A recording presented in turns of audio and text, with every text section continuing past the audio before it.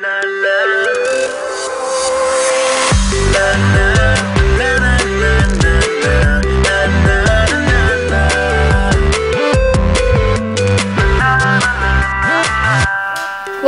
og velkommen til God Aften Danmark. På TV2 har vi i den her uge kørt kampagnen Stop Diskriminationen. I år 2007 der lancerede JBS en meget diskriminerende reklame. Men nu er det tilbage med en ny. I aften ser vi nærmere på diskriminationen af kvinder i medierne og ikke mindst ligestilling. Velkommen. Han er kirke- og ligestillingsminister i Danmark, men hvad er hans egentlige holdning til diskrimination af kvinder?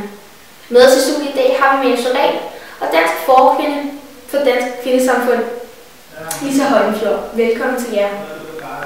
Tak fordi I måtte komme. Mange tak. Eller tak fordi jeg måtte komme. Vi kan kun snakke på vores egen vegne. Ja, men jeg takker også meget. Yeah. Der har siden 1960'erne, hvor kvinderne de begyndte at komme på arbejdsmarkedet, været stor debat om, hvorvidt der er ligestilling mellem kønnene, og om kvinderne de bliver diskrimineret i Danmark. Men er der ligestilling i Danmark, Mette Sorel? Ja, formelt set, der har vi ligestilling i Danmark. Vi er ikke på nogen som helst måde ligestilling i Danmark, Mette Sorel. Hvordan kan du overhovedet sige det, når vi i Danmark er nordisk mester i fyrende gravid? Hvis du ikke havde afbrudt mig, og i stedet for havde lyttet til, hvad jeg havde sagt, så ville jeg fortsat, og så ville jeg sige, at det er formelt set, fordi at for eksempel så værnepligt, det er jo kun mænd, der har det. Jamen Mette Sorel, alt det du lukker ud nu, det er jo bullshit. Det er jo noget, du har læst på statistikker og tænker, nu kan jeg det hele. Men Mette Sorel, du har jo ikke styr på det, fordi jeg sidder og spørger dig om et konkret spørgsmål, som jeg skal svare på. I Danmark er vi nordisk mester af fyrende gravide. Hvorfor er vi det? Man må jo slet ikke fyre kvinder af den grund, at de er gravide, og det er jo klart. Så selvfølgelig, der vil vi straffe dem, vi opdager at gøre det, men det er jo svært, og ved du hvad, jeg har faktisk ikke set nogen konkrete sager, hvor det er sket. Nej, men du sniger noget med spørgsmål, så jeg prøver bare et nyt. Hvordan kan det være, at der ikke er ligestilling i Danmark? Eller hvis du prøver, jeg kan jo høre, at du gør dit aller ypperste. Hvordan kan det være, at der ikke er ligestilling? Det er svært at svare på, men det er blandt andet fordi, at der er så mange, der har stereotype forestillinger om, hvad mænd og kvinder de skal gøre. Jamen, du sniger dig rundt om spørgsmålene. Det er jo ikke det, jeg spørger dig om. Ja, altså, jeg giver simpelthen op, du er virkelig en politiker. Nu synes jeg lige, du strammer den lidt, Lise Holmfjord, fordi du har ikke ret til at konstatere på den måde, som du gør. Det er ikke i orden, og det er i høj grad også mændene, der bliver diskrimineret. Mændene! Hvad har du taget? Jeg har godt hørt, at de synes, at de måske henter bagud på uddannelsesområdet. De henter bagud, der er flere, der bliver sat i fængsler, men det er vel ikke kvindernes skyld. Det er da ikke diskrimination. Prøv at stoppe det her. Nej, det stopper du. Fordi det er derimod. Nu synes jeg bare, du kan jo ikke være holde styr på, hvad du synes. Altså, jeg synes simpelthen, det er jo ikke mændenes skyld, at kvinderne, de måske... Det er deres helt eget skyld. Fordi, hvordan har kvinderne i altid kunnet klare? Nu får mændene, de får stress og alt muligt, og de halter bag på uddannelsesområderne, og det er så synd for dem. Men det har kvinderne kunnet klare. De klarer uddannelse, de klarer børn, de klarer hjem, de klarer forestilling. Nu har du så mange sådan tanker inde i dit lille hoved, og ved du hvad? Jeg vil bare sige, at mange mænd dør. Du vil også gerne have, at din mand han går ud og slår græsset. Det har du da ikke lyst til at gøre. Ved du hvad, Manu? Jeg synes ikke, du skal blande mit privatliv i det her, så nu synes jeg bare, vi stopper den her. Det synes jeg godt nok også. For du svarer ikke på mine spørgsmål. Det bliver I to, hvis det ikke vi er enige om i dag, var. Ja, vi har været i Nykøbing Falster og spørger om, hvorvidt kvinder i Danmark de bliver diskrimineret. Nu skal vi se det med svarene.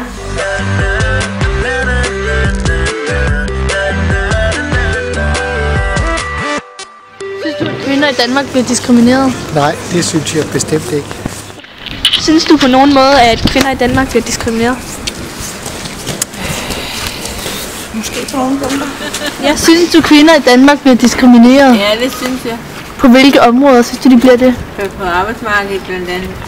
Mænd bliver foretrukket fra kvinder. Mange år siden den holdt op af damerne i hvert fald. Jeg vil nærmere sige, at det er modsat i dag. Så mændene, de må faktisk ikke noget som helst. For eksempel i tilfælde af skilsmisse, der har damerne jo alle fordele. Og det er nok også fordi, det hovedsageligt er damer, der behandler sagerne. Og jamen, så er der også noget som sexchikane. Har I nogensinde hørt en dame blive anklaget for sexchikane? Det er altid mændene. Bare de slår en pige i numsen, så er manden, det er sexchikane. Man har aldrig hørt om en dame, der bliver sexchikane for at klappe en mand i numsen. Og de tager bevidst nogle bluser på, så man kan se helt ned til navlen. Og så bliver man hjælp anklaget for sexchikane. Det er da ikke lige stillet. Er der også på nogen måde, at kvinder i Danmark bliver diskrimineret? Ikke sådan specielt, synes jeg ikke. Nej, okay. My opinion against women, discrimination on women is I think men ought to treat women with more respect. I think the world sees women as sex toys, not so much as partners or a friend. In my opinion, I think men ought to treat women back like in the old days. You know, holding doors open, showing respect, being a gentleman towards women, because you know, without women, we wouldn't have any more people. So that's my opinion. I think people should be more appreciative of the role that women have in society. Well, thank you. Synes du, kvinder i Danmark bliver diskrimineret? Ja, det synes jeg. På hvilke områder? Jeg synes, de bliver gjort til sexobjekt.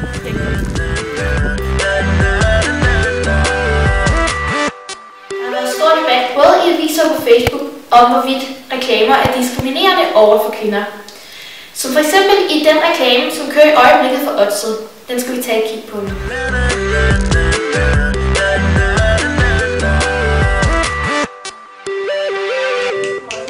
Tommy Hinton er dybt frustreret. Han vil så gerne lave den kasse.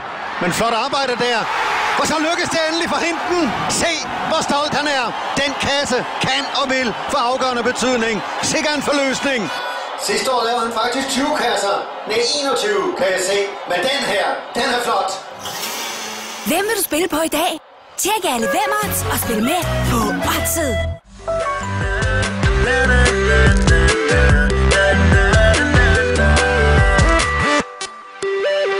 På telefonen har vi nu ligestillingsordføreren Rasmus Langhoff for Socialdemokratiet.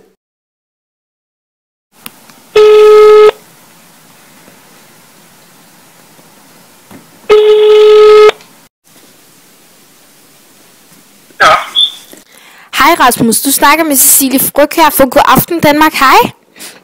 Jeg har lige et spørgsmål, jeg gerne vil spørge dig om. Hvad synes du om Odset-reklamen, som kører i øjeblikket? Er den diskriminerende, eller er det bare for sjov, synes du? Altså, jeg kan ikke lige genkalde præcis. Altså, jeg synes jo, når jeg tænker på de tv-reklamer, jeg har set, synes jeg er sjove. Og jeg synes, at man skal passe. Jeg går meget ind for ligestilling, og jeg synes, der er på mange måder, både reklamer og mange andre steder, er der en for meget sexisme. Og jeg synes også, altså nogle af reklamerne, altså når man ser på bannerreklamen i forhold til en, der skal vise kavalergang og skal se dum ud, og blondiner og dumme og alt det der, det bryder mig ikke om. Jeg synes ikke, det er for sjovt, jeg synes bare, den er plat. I forhold til, men jeg synes også, som tv-reklame, og i forhold til, at det, at man tør at grine lidt af hinanden, det synes jeg, der skal være plads til. Det må ikke være sådan, så altså vi skal tænke over, hvad vi gør, og vi skal tænke over, hvordan vi bruger, vi skal også tænke over, hvordan vi bruger humoren, men der skal være plads til det, og der skal være plads til, at man tør at grine lidt af hinanden, også grine lidt af hinandens fordomme. Jeg bryder mig ikke om, når det går ned og bliver sexistisk, altså når det bliver sådan, altså en nedgørelse af kvindens seksualitet, som det kan gøre i nogle reklamer og nogle kampagner osv. For eksempel i kultreklamer, bryder mig ikke om, hvis det er langt ude. Men det er jo sådan en balancegang. Ja. Men jeg synes, der skal være plads til, at vi griner lidt af hinanden, og der skal være plads til, at vi også griner lidt af sig selv. Uden at det bliver sexistisk. Men du synes ikke, at kvinderne de bliver udstillet som et sexobjekt i mange af medierne? Jo, det synes jeg. Tusind tak, fordi du vil være med her i God Aften Danmark. Du må have en fortsat god dag. Og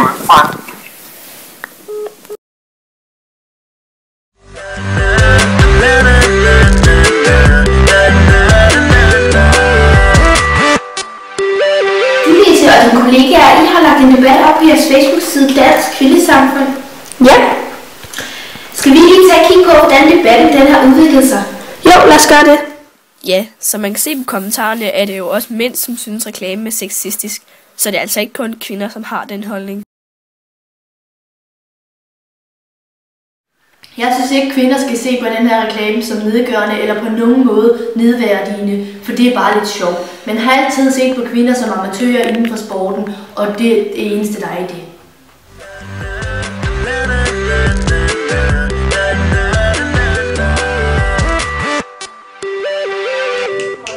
Her til sidst skal vi se på JBS' nye undertøjsreklame. Undertøjfirmaet JBS udgav i år 2007 en reklame, men den fik så også kritik, at JBS skulle trække den tilbage. For nylig var JBS på banen igen med en ny kampagne. Men den har også vækket så stor opmærksomhed og kritik i medierne, så derfor måtte reklamen heller ikke vises i dansk tv som reklame, men kun på JBS' websted. Se med her. It's hard to improve perfect. Nobody knows this better than JBS. We have been making perfect underwear for men since 1939. The hand-picked cotton is gently and delicately sorted by skilled and nimble hands.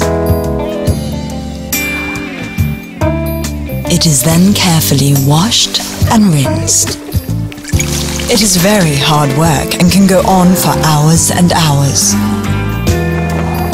All of our fabric is tested vigorously to make sure your underwear will always keep you safe and secure. With care and precision, our skilled seamstresses sew the fabric into our famous JBS quality underwear. Comfort, durability, and elasticity. This underwear will live up to your hardest demands. Only when our JBS experts are completely satisfied, they pack it along with all their love, passion, and sweat. Guaranteeing you the perfect underwear experience. So, the question is, do you really want these? They're for real men. I'm so sorry.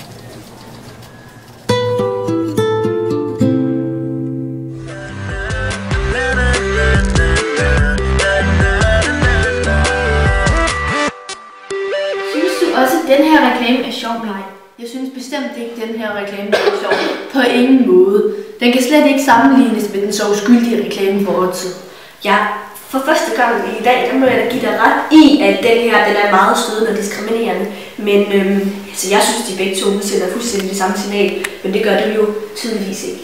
Men jeg vil da give dig ret i, at den er meget stødende og diskriminerende og fremstiller kvinder som sexobjekter. Ja, vi kan desværre ikke nå mere, men det var det godt, at I blev enige om noget her til sidst. Tak fordi I kom. Det var da så lidt. Ja, skulle det være en anden gang, så er jeg altid klar til en debat mod dig, Manu. Det er også, det er altid rart. Ja. Tusind tak fordi I kiggede med. Vi ses igen i morgen. God aften, Danmark.